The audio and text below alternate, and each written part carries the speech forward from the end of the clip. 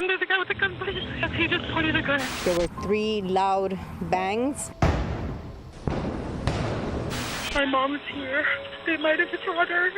Ma'am. Sergio tried to poison her with fentanyl. When that failed, he put out a contract on her head. Tatiana Pino wanted half of what Pino owned. Money will turn people even against those that they love. Pointed the gun at the daughter's head. She was looking at the barrel of the gun. The contract was to shoot her to death, $150,000 up front. Mrs. Pino had to die before their next divorce proceedings.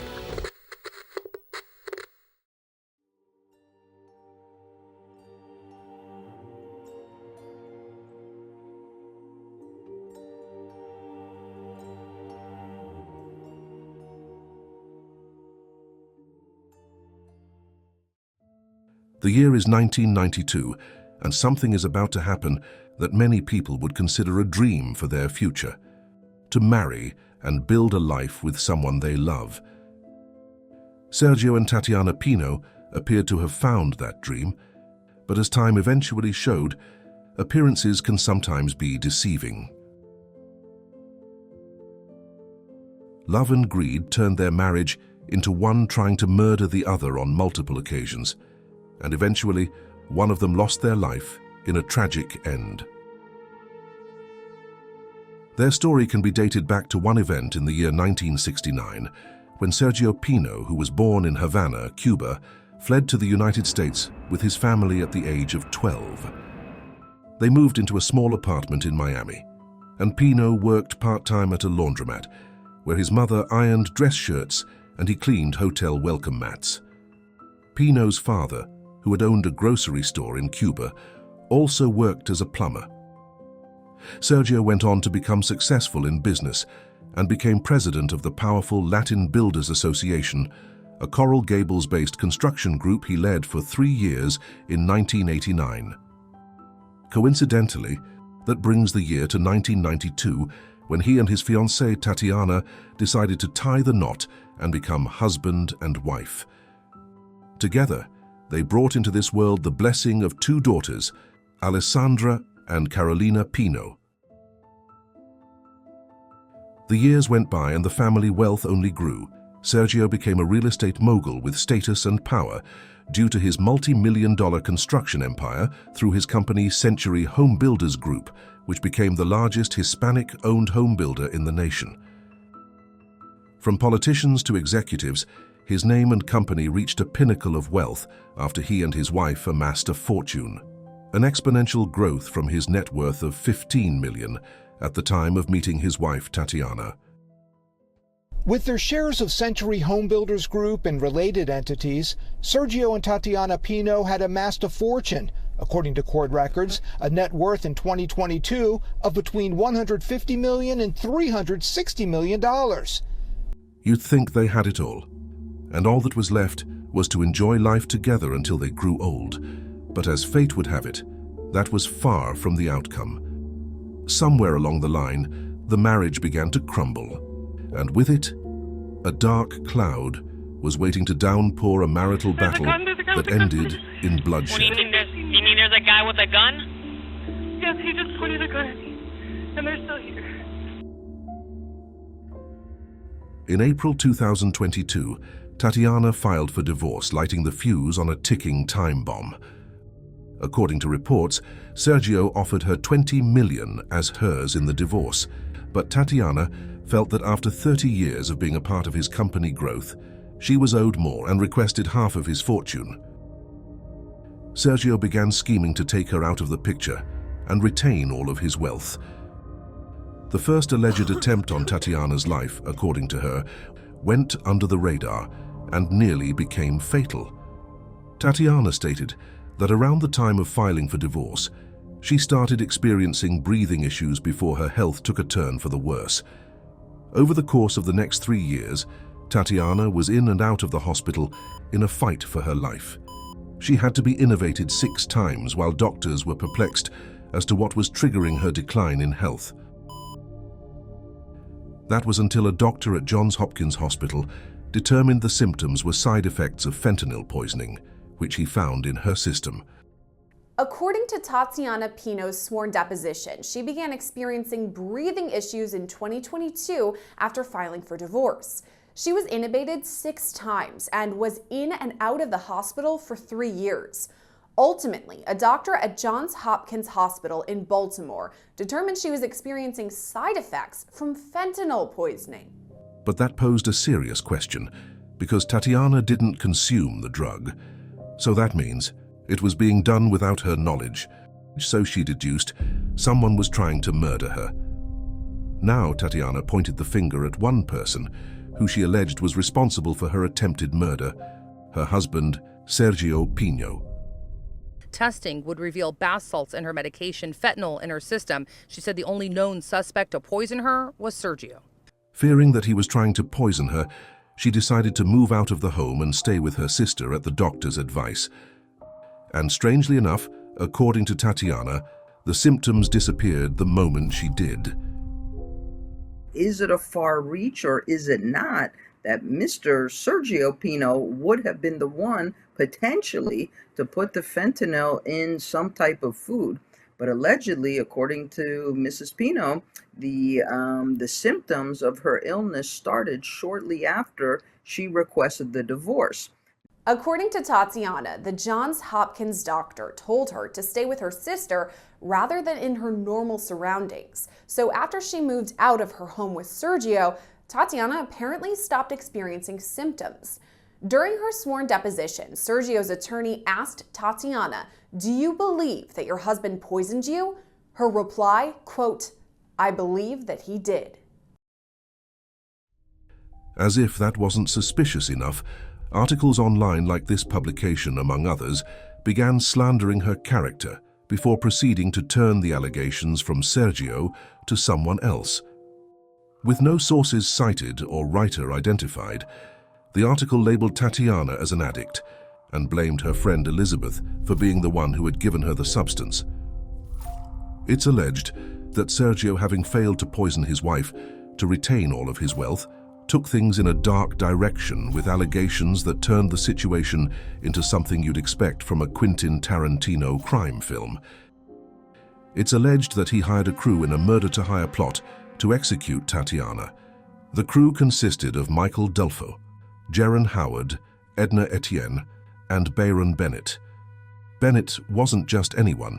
He had a prior connection to Sergio and was allegedly enlisted by him to put that first crew together. In the criminal complaints, the feds describe a tangled web assembled by 2 middlemen. The individuals that were actually leading those crews, they all had some sort of special relationship with Mr. Pino. The first, they allege, Bayron Bennett, who worked as a food and beverage assistant on the Pino's yacht, Century Star. Their alleged job was to target Tatiana, track her movements, and when the time was right, wipe her off the board by means of a hit and run. On August 30th, 2023, as she was returning from a divorce court hearing, that's exactly what they tried to do. Surveillance footage shows as she turns into the driveway, a flatbed truck reverses, crashing into the side of the vehicle before making an escape. Luckily, they botched the job, as it wasn't nearly a heavy enough impact to do the damage intended. She was also the victim of what investigators have described as a targeted hit-and-run case last year. Take a look. As she pulls into the driveway, a rented Home Depot flatbed-style pickup truck parked nearby circles around from behind and rams into the passenger side of her SUV before driving off. The afternoon incident appears to have happened on a day where there was a 10 a.m. special appointment in their divorce case. The August 2023 ramming of her car as she returned home from a divorce court hearing. A hearing that had been set for a very long time, so the timing was known, the date was known, everything was known. Records show that prior to that attack, the same crew was also employed to try scare tactics, maybe thinking if they target Tatiana's loved ones, she would back off and settle in the divorce dispute. So they turned their attention to her sister, setting her cars ablaze in a brazen arson attack. These men are accused of putting Tatiana and her sister, quote, in reasonable fear of death or serious bodily injury. All this allegedly happened between June 2022 and March 2024, during which time the men apparently stalked Tatiana, orchestrated a hit and run with her vehicle, and even burned 3 of her sister's vehicles. According to investigators, her sister woke up sometime after 3 a.m. on August 12, 2023, to see the family's Chevrolet Silverado engulfed in flames. A home surveillance camera picked up someone fleeing the scene. It wasn't the first time her cars were set ablaze either, so that ruled it out as an accident. According to investigators, Sergio Pino tried to pull the wool over their eyes by allegedly hiring the crew to attack not only his wife, but himself as well, to make it look like he too was a victim. 5 weeks after the divorce case started, he called 911 to summon police to his suburban house with a terrifying tale. A drive-by shooting occurred at his home. According to a police report, officers found a bullet on a step and saw damage on a window from the apparent gunshot. But it didn't stop there. He also told officers about his recent divorce and said the drive-by followed a threatening call from someone stating, "You better settle with your wife." Authorities state that was just the first of several examples Sergio Pino shared of being menaced during the divorce. He testified that somebody vandalized his BMW in 2022 and reported that his white BMW was set on fire on September 7, 2023, in front of an apartment building on the 800 block of Northwest 43rd Avenue in Miami. It seemed like a great plan to cover his tracks, but he underestimated the investigators on the case. Intercepted communication between 2 of the men charged in the plot against Tatiana later showed them exchanging photos of one of Sergio's BMWs. In later charging documents, agents wrote that their investigation found Sergio Pino hired individuals to burn his own car on the same date he reported his torched BMW. They said he also solicited people to shoot at his property. Sergio was trying all angles to detach himself from the alleged murder-for-hire plot that failed. Friends of Tatiana said that weeks after the attack by the Home Depot truck, she received an anonymous letter with the apparent purpose of making her feel threatened while giving her someone to suspect other than Sergio. The letter allegedly told her to watch out for a nephew of Sergio, who the friends said clearly had no role in the plot against Tatiana. After allegedly hiring men to shoot at his home and torch his own car, Sergio also tried to suggest Tatiana's sister had set her own car afire. In his divorce deposition in late 2023, he was asked who might be responsible for the vehicular arson outside the sister's home. He replied, "If I have to think of anybody who would burn her sister's car, if I have to guess, I guess it was her." Dodge as much as Sergio tried, there were too many coincidences happening, so Tatiana's claims of her husband trying to murder her were slowly beginning to look like a possibility. Investigations behind the scenes found evidence that began exposing the plot. Reports state that investigators obtained records for Michael's cell phone. They found he had been using it in the area near the sister's home on both occasions. Her car was engulfed in flames. But not only that, they also found that in the hours before the 2023 car arson, he had nearly a dozen calls with Bennett, and 2 more in the hours that followed. Along with phone records, federal investigators used license plate readers to piece together times when Tatiana Pino was stalked ahead of attacks. The evidence led investigators to the Crew, where they were arrested and charged in connection with the hit and run, also with a racketeering-related offense and arson for targeting the vehicles belonging to Tatiana's sister. At this point, Bennett realized it was him or them, and exposed to investigators that he was asked to recruit individuals to commit crimes against Tatiana. As early as July 2022, this group stalked Pino's estranged wife, set fire to 2 cars belonging to Pino's sister, and used a rental truck to crash into the wife's car while she was inside the car. They actually obtained fentanyl to assist Pino in his effort to kill his wife. Law enforcement uncovered the scheme and arrested and charged these 4 men in March 2024. Now that the attempts failed twice, Sergio's desperation pushed him to escalate the situation even further. That's when he hired a man by the name of Fausto Villar to put together a second crew to allegedly murder his wife. Like Bayron Bennett, Fausto also had a connection to Sergio. In criminal complaints filed today, the government says Pino recruited a roofing contractor and convicted felon who did work for him, Fausto Villar, to hire that crew. And NBC6 Investigates has found another connection. In May of this year, Sergio Pino filed this notice of commencement with the county clerk, naming the contractor doing the roofing work here.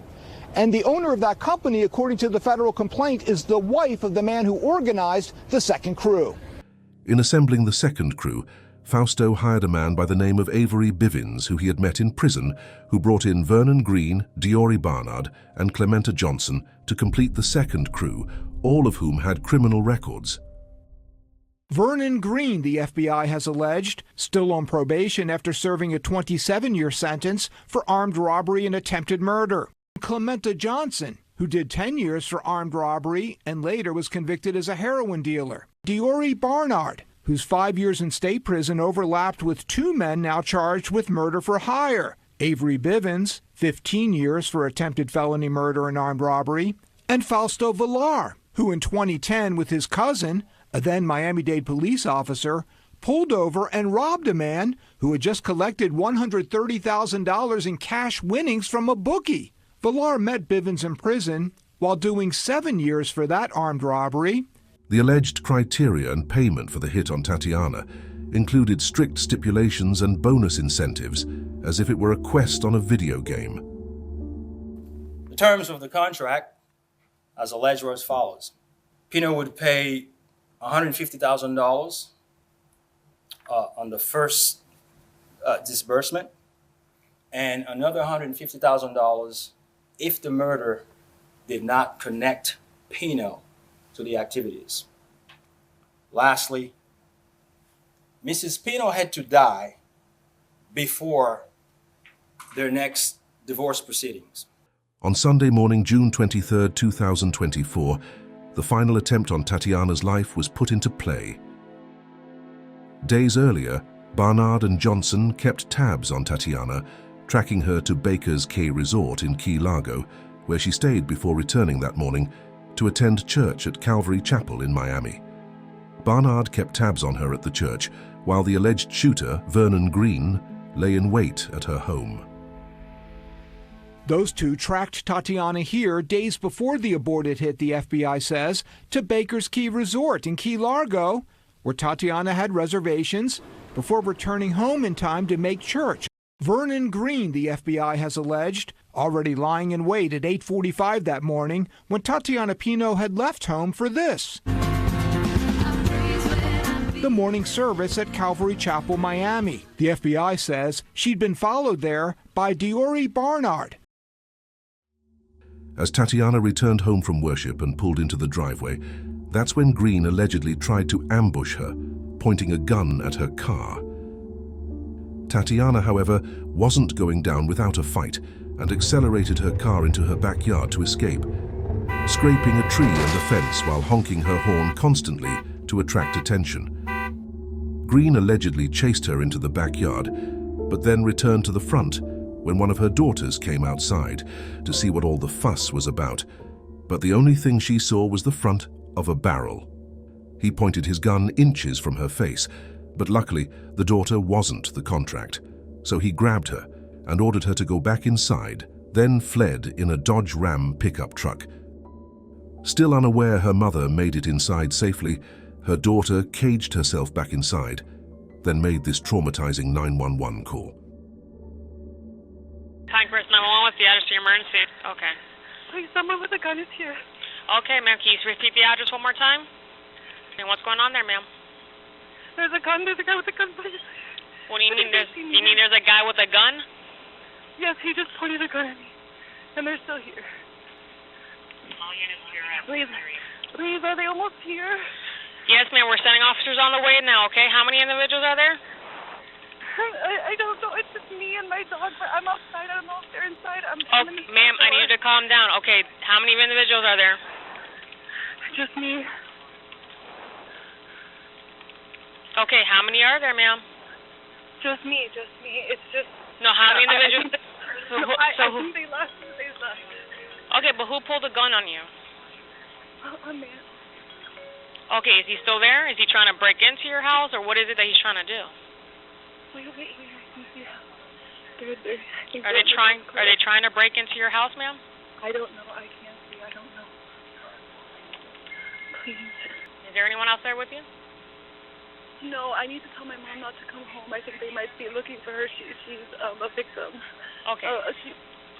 I hear a car. Can I call my mom, please? No, I need you to stay on the line with me, ma'am. We have officers on the way. Did you see if it was a white, black, Hispanic male? It's a black male. Black male?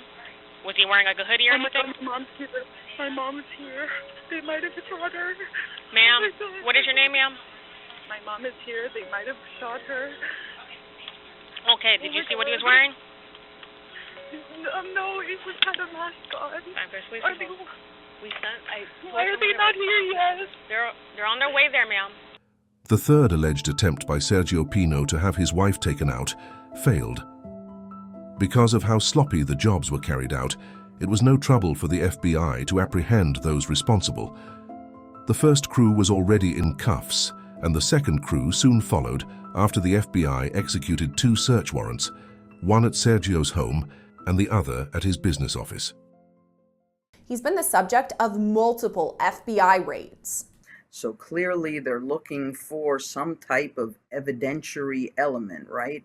Whether it's going to be computer-related data, communication with others potentially to conspire. So those findings are going to be really important. Legal documents filed in the divorce case reveal red flags that could have been a foretelling of Sergio's actions to attain all his wealth. According to his wife, on May 1st, 1992, one day before their wedding, Sergio ambushed her with a 20-page prenup and, according to her, forced her into signing it. Not wanting to cause a scene for all their friends and families in attendance, she trusted the man who claimed to love her, but he used that love to manipulate her decision.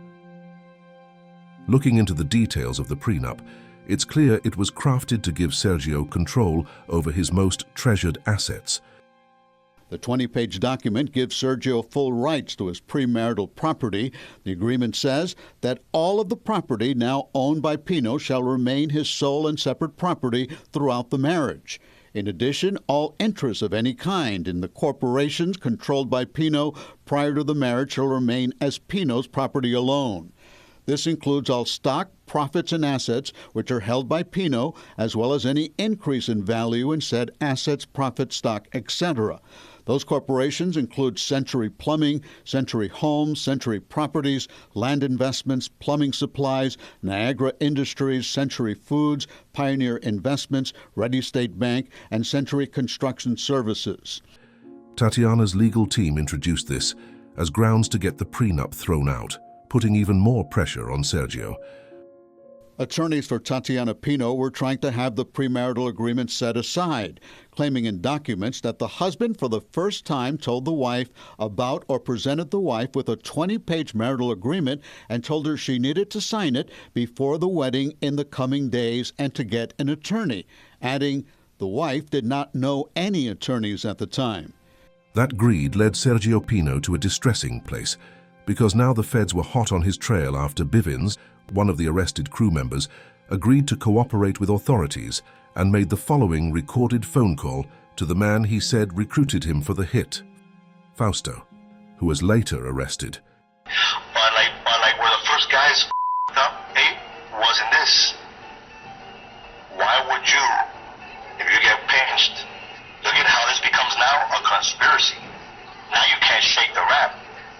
Your 2 boys now, or whoever the fuck that, they can shake the rap. Yo, I don't know these dudes. There's no proof. Yeah, boom, okay. But if they start saying, oh no, boom, and oh no, boom, and they point it, and you, now they don't really gotta prove much. Because a conspiracy is, a conspiracy conspiracy is not hard to prove. You don't even have to prove it. Like, you just gotta go ahead and show, oh, this guy knew this guy, and this guy knew this guy. That's it, you're done, right, child? But anyway, today, tomorrow, whenever you have a chance, I will scope out like they're on you. Do that for me. Erase that today. And then I'm gonna go 0 dark 30 on this, like, for a while. Dark. I'm gonna tell you quickly, we need a plan where, let's say, God forbid, they knock on your door one day, or like whatever the case, someone's gotta let me know through here, hey, like a code or something, yo. So at the end of the day, when it's all said and done, I'm sure that there will be a little gift for me and like for you. So let's just do what we gotta do, G. You know what I'm saying? Yeah.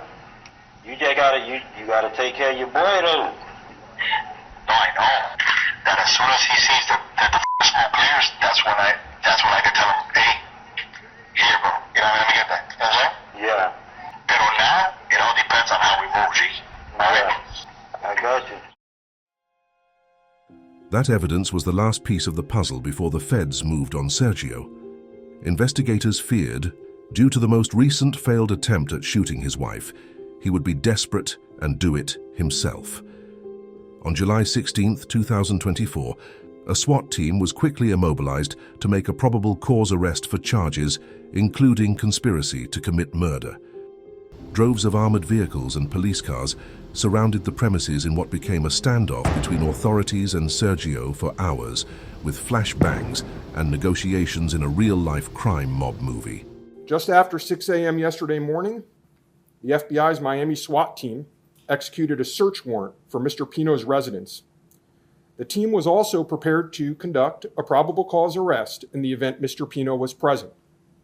The FBI's SWAT team surrounded Mr. Pino's residence, announced their presence over the loudspeakers, and ordered Mr. Pino to exit his house and surrender. Mr. Pino chose not to comply with those commands. The FBI's crisis negotiators attempted to contact Mr. Pino on his telephone and even enlisted the assistance of friends, family, and his attorney, all of whom were unable to make contact with Mr. Pino. Next, FBI SWAT utilized flashbangs, which produce a loud noise and bright flash. Unfortunately, Mr. Pino did not respond to any of our efforts to have him surrender. One day prior, Sergio felt the ceiling caving in on his freedom and appeared to already decide on a plan to escape justice. He penned a heartfelt letter to his brother Carlos and the other to his employees with the words, "I don't have the energy to fight these accusations. I am not going to drag my family or me or you in the courts. I am not going to lose my freedom." With SWAT at his doorstep, the real estate mogul was cornered and out of options. Staying true to the words of his final letter, he made the only decision he believed he had left. Armed agents started pushing into the house to make the arrest. That's when a round of gunfire went off inside the house. Then, silence. And I heard about 5 or 6 sounded like gunshots.